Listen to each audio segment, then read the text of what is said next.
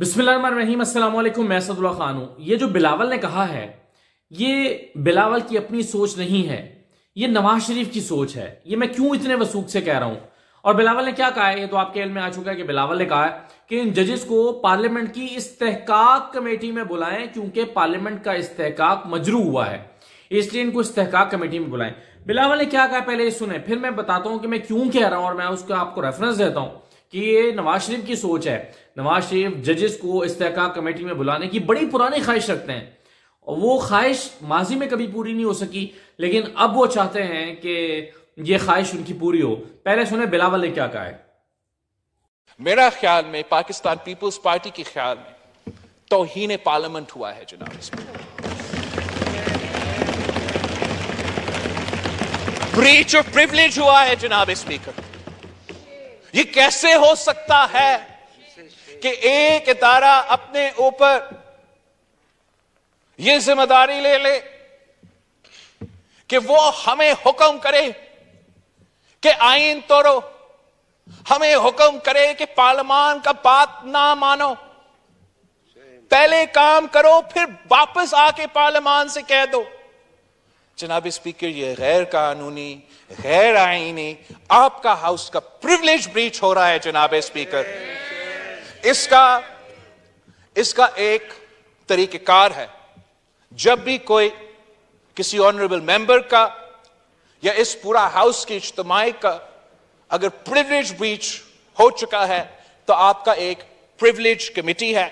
और मेरा ख्याल में ये जो ऑफेंसिव ऑर्डर है आला अदलिया की तरफ से, इसको प्रिविलेज कमेटी में उठाना चाहिए।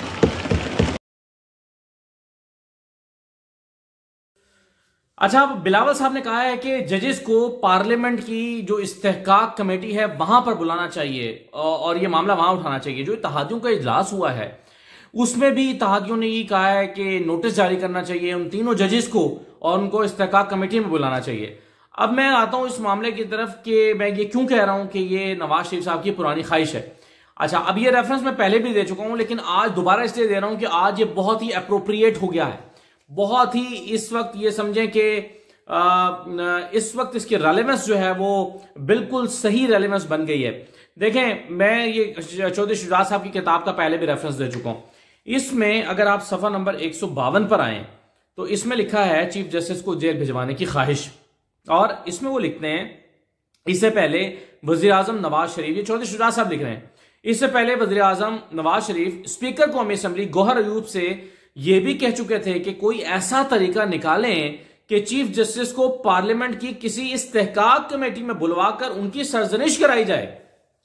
ये देखें, ये कब की बात है, 1998 की बात है। उस वक्त भी नवाज शरीफ चाहते थे, 97-98 में, उस वक्त भी नवाज शरीफ चाहते थे कि उस वक्त के चीफ जस्टिस सज्जाद अली शाह को बुलाएं पार्लियामेंट की इस्तेहकाक कमेटी में और वहां बुलाकर उनकी सरजनिश करें। और यह फरमाइश उन्होंने किससे की थी? गौहर अयूब खान से, क्योंकि वो स्पीकर थे।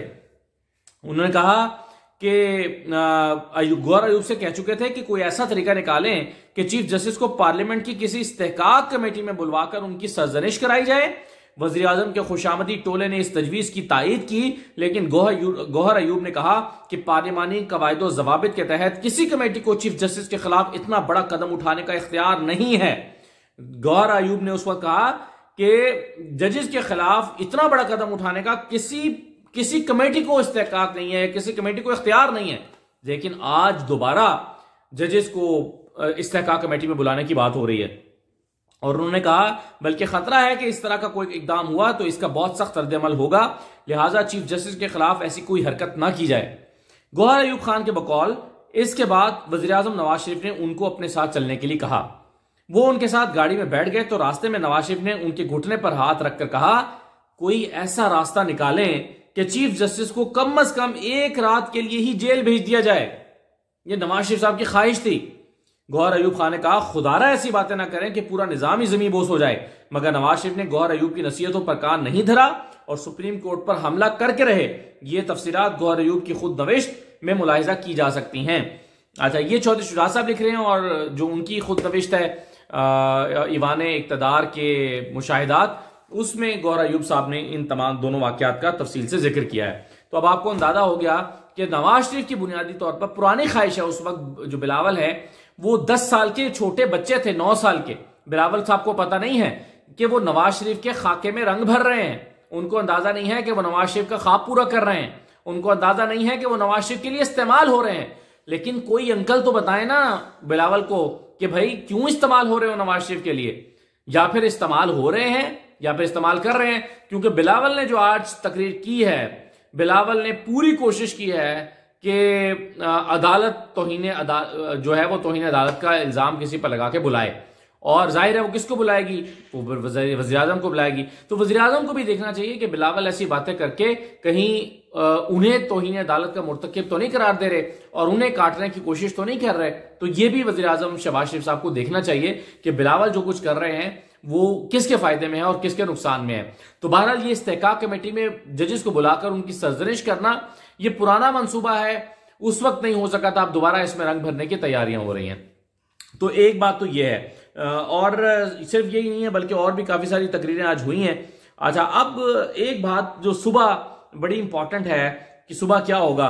देखें सुबह जो है वो एक बात तो पहले ये है कि तमाम जो मुशावरतें होनी थी और तमाम सियासी जमातों ने मुशावरत करके सुप्रीम कोर्ट को बताना था, उसका फैसला तो आज ही सुना दिया। शहबाज शरीफ साहब ने कह दिया कि जी हम इस नतीजे पर आज इत्तेहादियों का इजलास करके पहुंचे हैं कि अदालत के पास पंचायत करने का और किसी भी तरह की जो है वो मीडिएशन करवाने का, वो कहते हैं कोई इनके पास इख्तियार नहीं है, और ये पंचायत कराने का कोई आईनी इख्तियार नहीं है, बल्कि इनका काम है सिर्फ आइन और कानून की रोशनी में फैसला दें।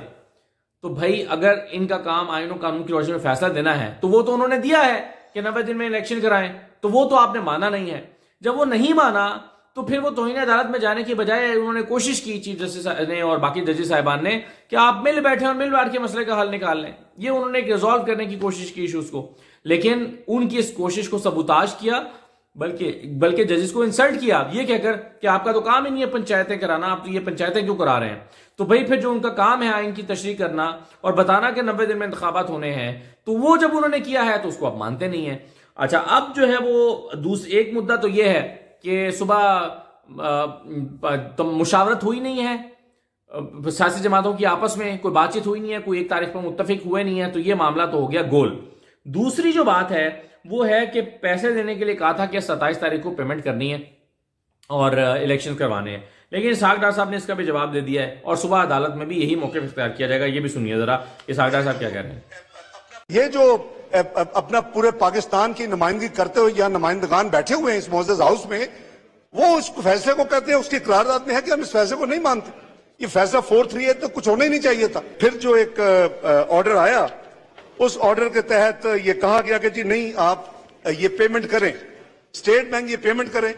तो state bank can not disburse money.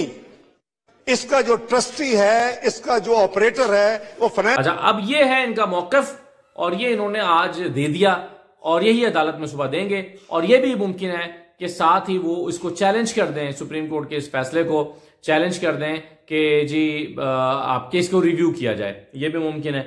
तो ये दो चीजें हो गई, तो ये तो आपको अंदाजा हो गया सुबह अदालत में क्या होने जा रहा है। लेकिन अब नजर अदालत के ऊपर है कि अदालत क्या करती है, अदालत के पास क्या रास्ता है। अदालत ने सब कोशिश करके देख ली, फैसला दिया, अमल दरामद नहीं हुआ। अदालत ने कहा कि आपस में मुशावरत कर ले, नहीं हुआ। अदालत ने कहा पैसे दे, स्टेट बैंक दे दे, नहीं हुआ। तो अदालत का तो कोई फैसला भी नहीं माना गया। तो अब देखना यह है कि अदालत अपने फैसले की इंप्लीमेंटेशन के लिए क्या करती है, क्या किरदार अदा करती है, क्या कौन सा रास्ता इख्तियार करती है, ये बड़ा इंपॉर्टेंट क्वेश्चन है। अच्छा, एक और चीज मैं चूंकि आजकल उस पर सीरीज कर रहा हूं टिकटों पे, और वजीर आला कौन बनेगा और टिकटें किसको मिलेंगी, वो अभी जो है वो हमारी जारी है सीरीज, तो उस पर मजीद बात तो कल करेंगे। लेकिन मैंने सोचा कि ये जो मेरे पास एक चूंकि रेफरेंस था इस्तेहकाक कमेटी वाला, मैंने सोचा इस पर बात कर ली जाए। लेकिन ये सवाल अपनी जगह पे मौजूद है इलेक्शंस का, टिकटों का, और उस पर हम बात कर ही रहे हैं। तो उसमें एक चीज जो आज शाह महमूद कुरैशी साहब से काशिफ अब्बासी ने पूछी है कि आपको वज़ीर आला क्यों नहीं बनाया जा रहा, तो शाह महमूद कुरैशी ने इसका क्या जवाब दिया है, ये सुन लें। आपको एमपी का टिकट क्यों नहीं मिला? इमरान खान की ख्वाहिश थी कि मैं सेंटर में उनके साथ रहूं। वो समझते थे कि आने वाले दिनों में पाकिस्तान। आपकी क्या ख्वाहिश थी जी? आपकी? मेरी ख्वाहिश थी कि मैं पंजाब में भी रूल प्ले कर सकता था, लेकिन चीफ मिनिस्टर ऑब्वियसली मैंने एमपी बन के मैंने वजीर तो नहीं बनना था, ठीक है ना जी। अगर मैं होता और पार्टी की होती तो मेरी ख्वाहिश होती, पर इमरान खान की दानिश में, उनके ख्याल में कि मुझे उनको मेरी जरूरत यहाँ गुलजार साहब चीफ मिनिस्टर बनने जा रहे हैं? नहीं, ये तो इमरान खान फैसला करेंगे। नहीं, यहाँ मुनासिब वक्त पे फैसला करेंगे कौन होगा। गुलजार साहब ही हो सकता है।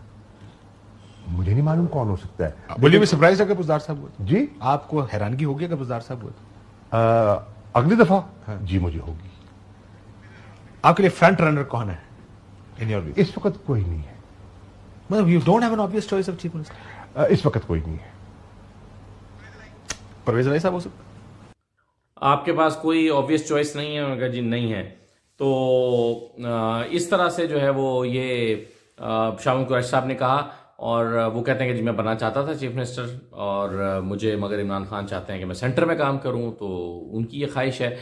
दूसरा वो कहते हैं मुझे गुलजार साहब में बड़ी हैरत होगी। तो वज़ीर आला का कोई भी अभी वाज़े नहीं है। और मैंने एक ओन अब्बास बप्पी का नाम आपको बताया था, आज जो रिव्यू हुए हैं उसमें ओन अब्बास बप्पी को भी निकाल दिया गया है, तो वो भी अब एक ऑप्शन के तौर पर नहीं है। तो देखें, कल सुप्रीम कोर्ट सुबह में जाना है 10 बजे, इनफैक्ट 11 बजे समात है, तो पहले मैं आपको सुप्रीम कोर्ट से रिपोर्ट करूंगा, और फिर शाम को जो है वो हम दोबारा वापस आ जाएंगे अपने हल्कों वाले मामलात पर, और ये जो टिकटों वाले मामलात पर पाकिस्तान तहरीक इंसाफ के, क्योंकि गुजरांवाला भी हमारा रहता है, बड़े बड़े जो है वो कसूर रहता है, गुजरांवाला रहता है, नारोवाल रहता है, मुल्तान रहता है, डीजी खान, रहीम यार खान। तो कोशिश करते हैं 2-3 दिन में इसको समेटें। इजाज़त दीजिए, अल्लाह हाफिज़।